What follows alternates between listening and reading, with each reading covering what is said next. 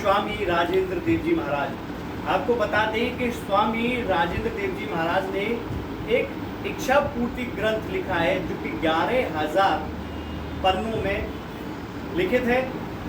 और सबसे बड़ी बात यह है कि महाराज जी ने एक चैलेंज भी रखा है कि जो भी व्यक्ति उनके 11 सवालों के जवाब देगा वह उसे 51 लाख रुपए बतौर पुरस्कार देंगे। साथ ही एक अश्वमेघ यज्ञ भी होने जा रहा है जिसमें महाराज जी के द्वारा एक सफेद घोड़े को छोड़ा जाएगा। जी हाँ, बिल्कुल उसी तरह जिस तरह से भगवान श्री राम ने अश्वमेघ यज्ञ किया था और घोड़े को भ्रमण के लिए छोड़ा था। उस यज्ञ के दौरान जो भी उस घोड़े को पकड़ता था भगवान श्री राम के द्वारा उससे युद्ध किया जाता था और जीतता था, वही विजय होता था। लेकिन यहाँ पर ऐसा कुछ नहीं है कि जो घोड़े को पकड़ेगा उसे युद्ध करना पड़ेगा। साथियों, ये घोड़ा एक प्रतीकात्मक घोड़ा छोड़ा जाएगा जो संपूर्ण भारतवर्ष को भ्रमण करेगा, जो एकता का, सत्य का अनुभव और मानवता का संदेश लेकर वो लगातार आगे बढ़ेगा। और तमाम आध्यात्म की आज चर्चा हम महाराज जी से करेंगे। तो महाराज जी, बहुत बहुत स्वागत है आपका हमारे इस पॉडकास्ट शो में। तो सबसे पहले तो मैं यही सवाल रखूंगा कि 51 लाख रुपए का जो आपने पुरस्कार रखा है उसके बारे में हमारे दर्शक जानना चाहते हैं। आप सभी की इच्छाओं को नमन करता हूँ, आपकी इच्छाओं को नमन करता हूँ, धन्यवाद करता हूँ आपका। इसमें गोयल साहब 51 लाख रुपए हम इनाम के तौर पे हर उस आदमी को देंगे। इसमें कोई शास्त्र का पैमाना नहीं है कि वही व्यक्ति इसमें पार्टिसिपेट कर सकता है, क्योंकि ये टोटली जो हमने फिलॉसफी लिखी है ये अनुभव पर आधारित है। और अनुभव एक दुर्मुहे बच्चे से लेके लेकिन आखिरी सांस ले रहा जो व्यक्ति होता है उसको अनुभव होता है। तो 51 लाख रुपए जो हमारे दर्शन में लिखे गए हैं, 11 सवाल हमने उसमें से निकाले हैं और उन 11 सवालों को हम लोगों के सामने रखेंगे जो जीवन से जुड़े हुए हैं, जिंदगी से जुड़े हुए हैं। और उनका जो हमारे उस सवाल को असत्य साबित करेगा। हम दावा ये कर रहे हैं ये सत्य है, जिसको रोज़मर्रा की ज़िंदगी में आदमी जी रहा है उसके अंदर लोगों कंफ्यूज, जो ज़िंदगी कंफ्यूजन है उसको क्लियर करने के लिए, क्योंकि ये ढोंग, पाखंड, अंधविश्वास जो फैला हुआ है चारों तरफ, उसके अगेंस्ट में हमें उन चीज़ों को प्रूव करना है जो हम रोज़ जी रहे हैं। तो ऐसे हमारे दैनिक कार्य में यूज होने वाले 11 प्रश्न हैं और हमने उसमें दावा किया है कि यह सत्य है, ये आपका अनुभव है। और उसको जो ये कहेगा नहीं कि ये ऐसे नहीं ऐसे है, तो उसको हम 51 लाख रुपये दे देंगे जो 11 प्रश्नों का हमारे उत्तर दे देगा। और वो घोड़े की जो आपने बात करी है, तो घोड़े के ऊपर 51 लाख रुपये रखे जाएंगे और एक साइड में हमारा ग्रंथ रखा जाएगा। वो घोड़ा जब जाएगा और उसके भारतवर्ष में 108 जगहों पे वो रुकेगा, क्योंकि 108 जगह हमने 108 अध्याय लिखे हैं इसमें अपने दर्शन में। तो वो पहला जो पड़ाव होगा वो वृंदावन में होगा और जब वृंदावन में जो आसपास के लोग होंगे वो वहाँ आके हमारे प्रश्नों का जवाब दे सकते हैं। उसमें सबसे खूबसूरत प्रक्रिया हमने एक रखी है कि जो रिटायर्ड जज होंगे वो फैसला करेंगे उसी जगह की। जैसे हम वृंदावन में जाएंगे तो वृंदावन के ही 11 जज हम एकत्रित करेंगे और वो 11 जज फैसला करेंगे। फैसला हम नहीं करेंगे ये झूठ है या सच है, क्योंकि ये अनुभव पर आधारित है और जज को एक अनुभव है जजमेंट देने उनके पूरे जीवन। तो इसलिए उनको ही हम वहाँ जजमेंट के लिए रखेंगे और वो अगर ये कह देंगे कि हमारा ये प्रश्न का जवाब मिल गया है तो उनको हम 51 लाख रुपये दे देंगे और अपने फिलॉसफी के अंदर, दर्शन के अंदर आग लगा देंगे। मतलब छापेंगे नहीं, क्योंकि हम ये कह रहे हैं कि ये सत्य का दर्शन है, ये अनुभव का दर्शन है। और अगर उसमें असत्यता है तो फिर उसको छापने का कोई मतलब नहीं, क्योंकि असत्यता तो चारों तरफ भरी पड़ी। तो इसलिए उसका हमें इतना आत्मविश्वास है कि हमने एक ही चीज़ सत्य लिखा है और सत्य कोई दो नहीं हो सकती। सत्य एक ही होता है। और जो आप अनुभव कर लें अपने जीवन में, उससे बड़ी ना तो कोई किताब है और ना कोई सत्य है। तो हमने तो सारी दुनिया का अनुभव लिखा है। महाराज जी, ये इतना बड़ा ग्रंथ 11,000 पन्नों का जो ग्रंथ है, मुझे लगता है अब तक का सबसे बड़ा ग्रंथ होगा।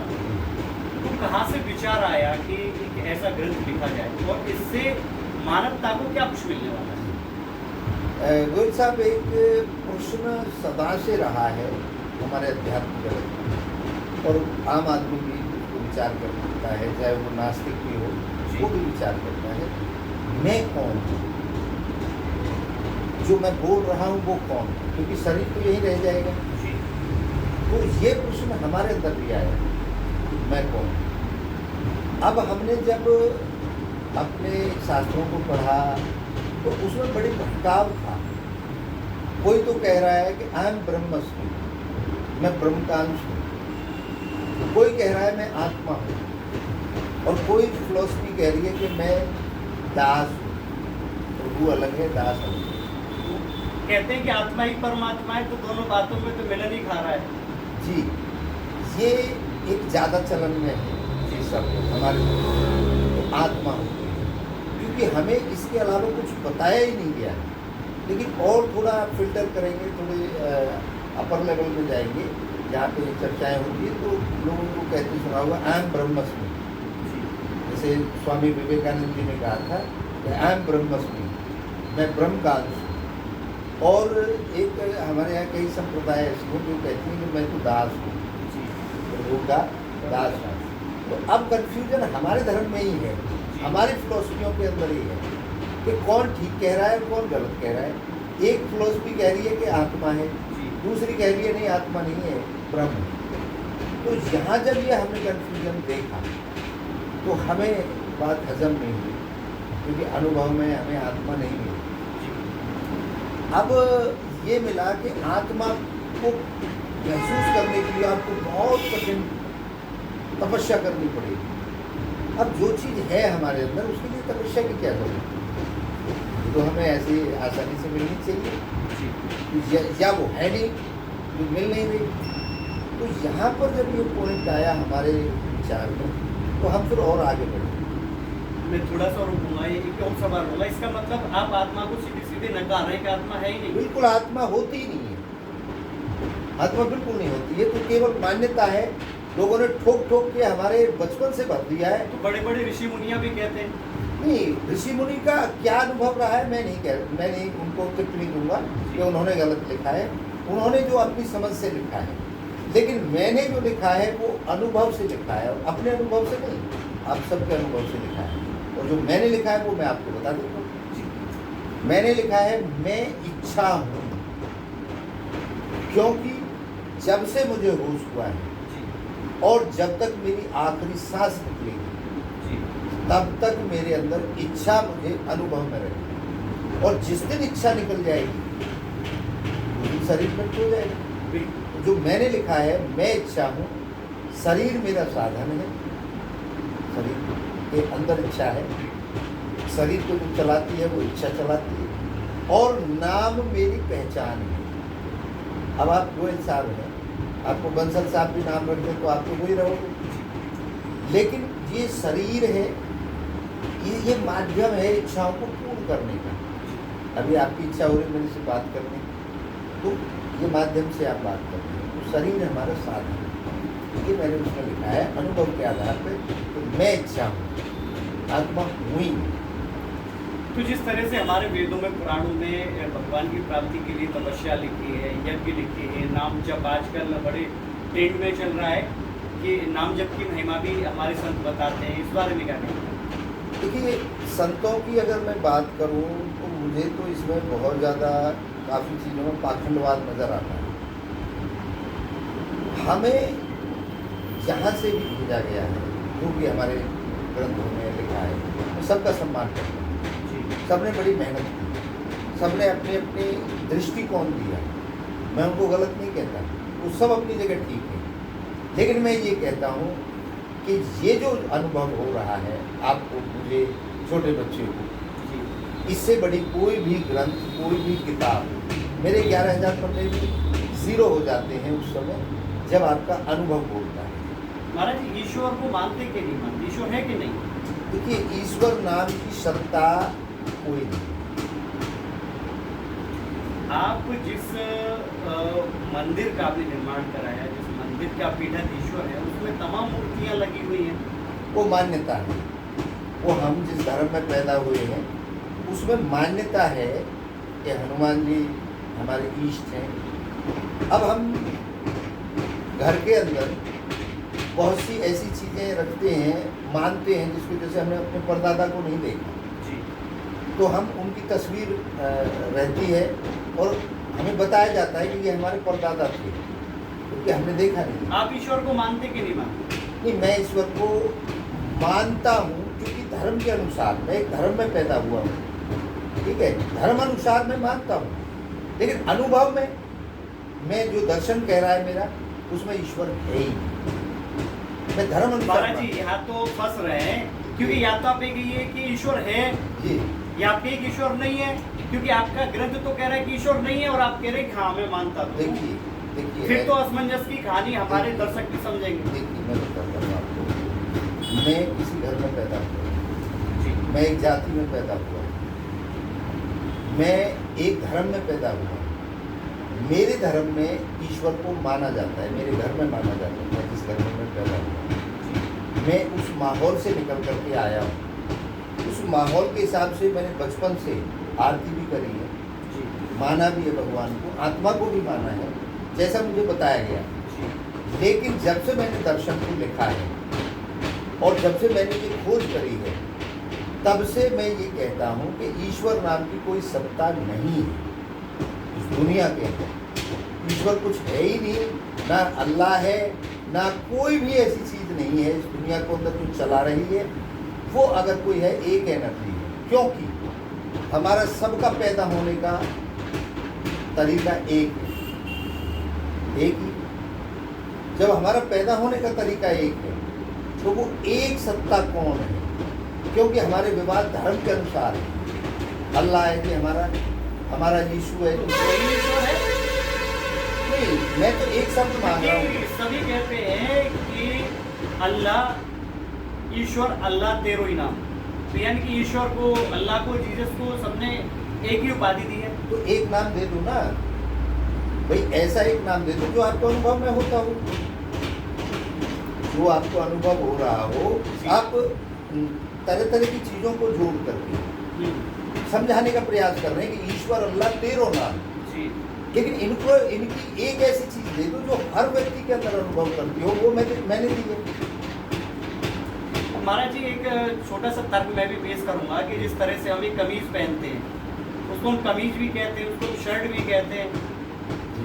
अभी आप ये कहो कि इसको एक ही नाम दे दो तो पॉसिबल नहीं है, क्योंकि पहले से ही इसको हमने बांट दिया। तो मुझे तो लगता है कि इसी तरह से ईश्वर, अल्लाह है तो एक ही, तो भले हम उन्हें अगर अलग नामों से इंगित करें तो बदलेगा तो नहीं होगा। देखिए, मैं आपको बताता हूँ, हमने यहाँ तक कैसे, विज्ञान को आप सब मानते हैं, जी। जीते हैं, अनुभव में जीते हैं, प्रैक्टिकली, क्योंकि ये सारे इंस्ट्रूमेंट हैं जो भी हम लोग यूज़ कर रहे हैं, चश्मा हो, कमी हो, ये हो, जी। सब एक प्रैक्टिकली हम अनुभव करते हैं।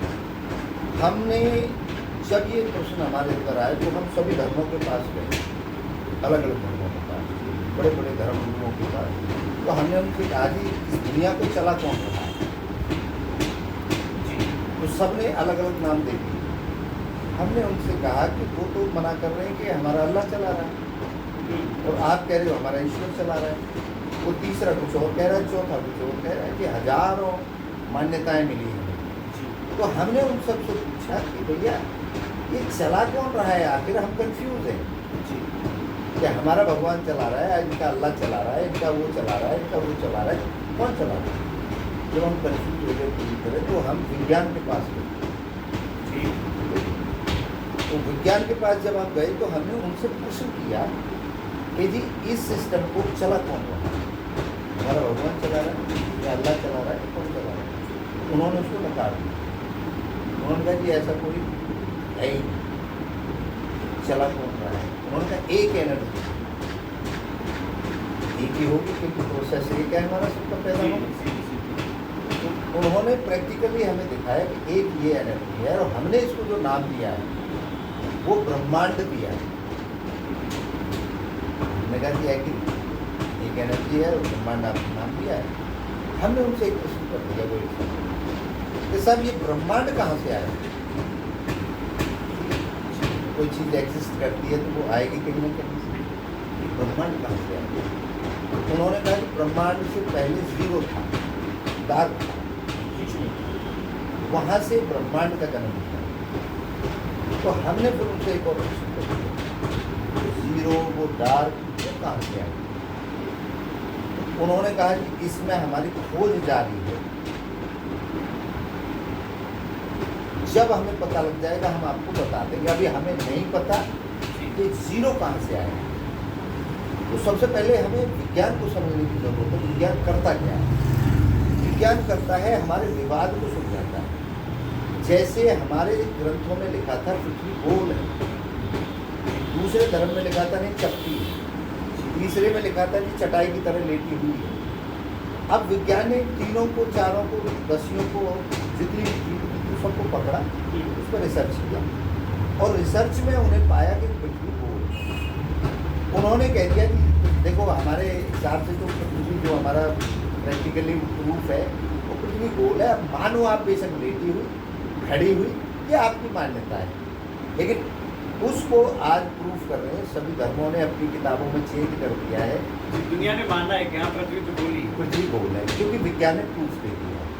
तो विज्ञान ने जब ये बात कही कि ब्रह्मांड है, तो हमने प्रैक्टिकली देखा उनकी जो सिस्टम था तो उसमें एग्री हो गए। तो उन्होंने कहा कि भगवान नाम की कोई सत्ता है ही नहीं, एक एनर्जी है, उसको हमने ब्रह्मांड नाम दिया। चलिए, अब हमने उनसे जब यहाँ रुक गए वो कि शून्य, तो हमने फिर एक थ्योरी दी अपनी, जो अपने दर्शन पे, क्योंकि हमारा पूरा 11,000 पन्ना केवल 2 ही शब्दों के ऊपर टिका हुआ है, इच्छा और भूख। ठीक है, अब मैं आपको इसका एक गणित बताता हूँ। क्या धरती पर एक भी आदमी ऐसा नहीं है जिसके अंदर इच्छा ना हो? मिल जाएगा? सही बात है, इच्छा तो हर इंसान के अंदर है। ठीक है, मरेगा तब इच्छा खत्म हो जाएगी। ठीक है? ऐसा कोई आदमी हमें नहीं मिला इस धरती पे जिसकी सारी इच्छाएं पूरी हो। आपके ध्यान में कोई आता है? कि मेरे तो ध्यान में ऐसा कोई व्यक्ति नहीं आ रहा है कि जिसकी इच्छा ही खत्म हो गई हो। ठीक है, अब ऐसा कोई व्यक्ति भी नहीं है, ऐसा कोई प्रोसीजर भी नहीं है तो बगैर 2 इच्छाओं के मिलन से, एक हमारे माता जी की इच्छा, एक हमारे पिताजी की इच्छा मिल करके हमारा ये सब निर्माण हुआ। इसके अलावा कोई प्रोसीजर ही नहीं है पैदा होने का। जी, ऐसा और कोई काम भी नहीं है इस दुनिया में जो बगैर इच्छा के मूवमेंट हो रहा हो, घूम रहा हो रहा होगा। अब मेरी इच्छा होगी आपसे बात करने की, आपकी इच्छा होगी मेरे से सुनने की, सवाल करने की। जो भी दुनिया में काम हो रहे हैं वो किसी न किसी की इच्छा से हो रहे हैं। तो हमने ये भी दावा किया है, उसमें लिखा है कि इच्छा और पूर्ति का प्रयास और पूर्ति, इच्छा पूर्ति सिर्फ यही काम है आदमी के पास, उसके अलावा कोई काम ही नहीं है। अच्छा, अब जब इन चीज़ों में सब में इच्छा है तो फिर इस आधार पर हमने माना है, यहाँ पे हम मान रहे हैं, क्या मान रहे हैं? इच्छा की इच्छा हुई, शून्य को जन्म दिया, शून्य की इच्छा हुई, ब्रह्मांड को जन्म दिया, ब्रह्मांड की इच्छा हुई, जो भी प्रोसेस आगे चलता गया, आते आते हमारे माताजी और पिताजी की इच्छा हुई और हम आगे, और हमारे अंदर पूरे जीवन भर इच्छा रहती है। तो मैं तो, आप उसको भगवान कहो, कोई अल्लाह कहे, कोई कुछ भी कहे, अनुभव के आधार पर वो सब के अंदर है, जीव जंतु सब के अंदर इच्छा है। पेड़ के अंदर भी इच्छा है, बीज के अंदर भी इच्छा है, मैं पेड़ बढ़ूँ। ठीक है, तो इस आधार पे हमने तो सृष्टि का जो निर्माण दिखाया है वो इच्छा से दिखाया है। और अब आप ये कहेंगे वो इच्छा कहाँ से आई?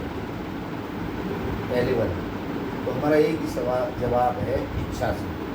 वो इच्छा, वो इच्छा से, वो इच्छा से। दो इच्छाओं के मिलन से हम पैदा हुए और दोनों इच्छाएं हमारे अंदर जीवन भर रहेंगी हमारे शरीर में। वो मैं आपको अनुभव करा सकता हूँ अगर आप इजाज़त देंगे तो कराऊँ। हमने दोनों इच्छाओं को अपनी बॉडी के दो पार्टों में बिठाया है। माता जी की इच्छा को नाभि में बिठाया है और पिताजी की इच्छा को यहाँ तालवा होता है, यहाँ बिठाया। अब दो इच्छाएं, माता जी की इच्छा होती है ठहरी हुई, अंडाणु ठहरा होता है और शुक्राणु दौड़ करके आता है, तो फ्लैक्चुएट करती है ये पिताजी की इच्छा द्वारा। जैसे अभी आप बैठे हैं, अभी आप कैमरामैन को ये बोले हैं, कोई डिस्टर्बेंस आ जाए कि बेटा प्यास लगे, तो आप ये विचार करेंगे कि अभी इसके शूटिंग के टाइम में पानी पीऊँ या ना पीऊँ, ऐसा होता है। तो हर काम से पहले आपको ऐसा लगता है ये करूँ या ना करूँ। जैसे आज आपने मुझे फ़ोन किया कि महाराज जी को बुलाऊँ या ना बुलाऊँ, महाराज जी आएंगे या ना आएंगे, तो ये होता है, सवाल तो उठते ही अनुभव होता है।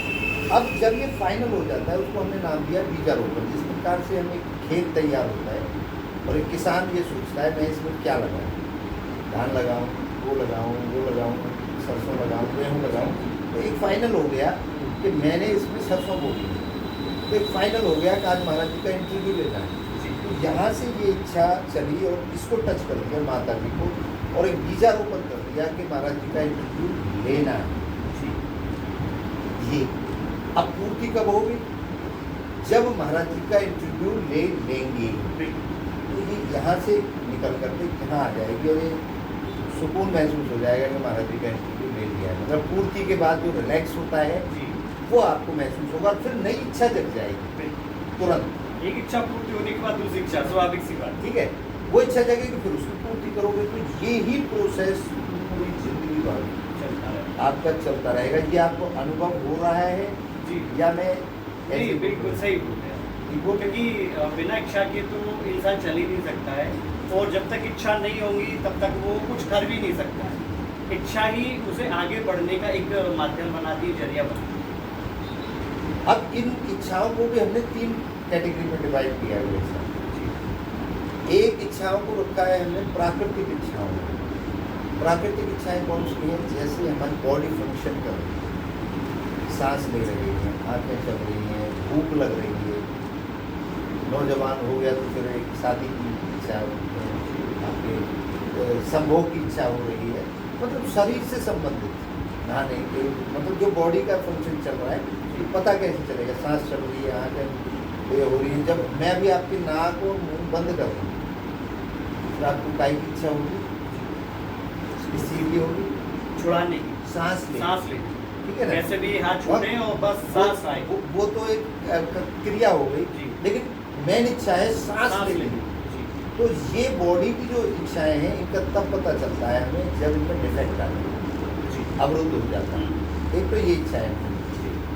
दूसरी इच्छाएं हमने लिखी है देश काल परिस्थिति, जो हमें नजर आता है। जैसे मुझे आपकी एक कोट नजर आ रहा है, मेरी इच्छा हो मैं ऐसा कोट लूँ, खरीदूँ, जो भी हो, मतलब मेरी इच्छा है कि ये मेरे पास हो।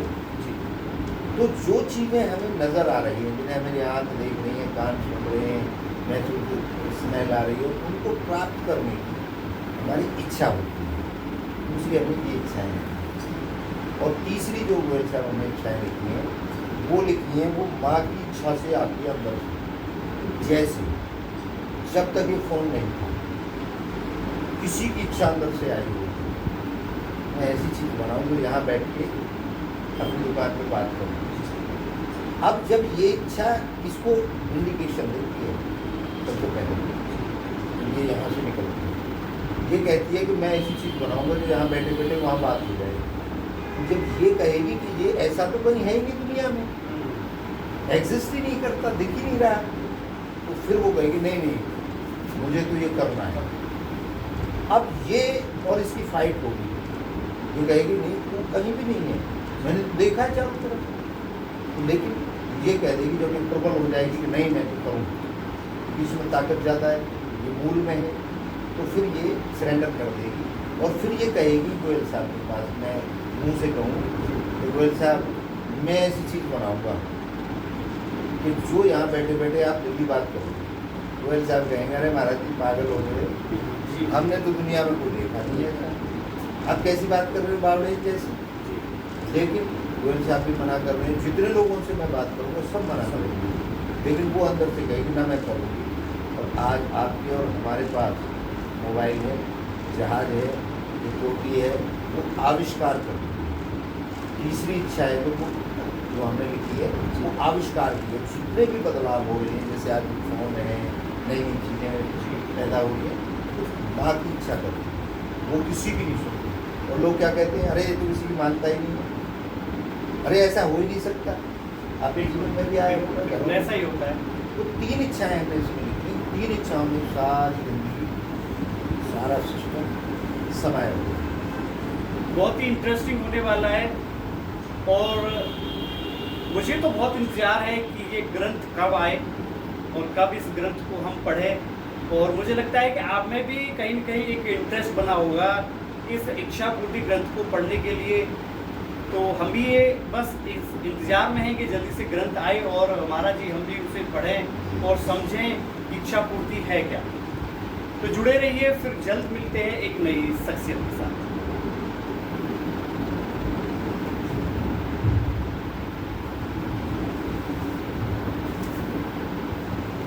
और कोई सवाल तो नहीं रहेगा वैसे? बंद करो। हाँ अब तो है, वो चीज़ करो।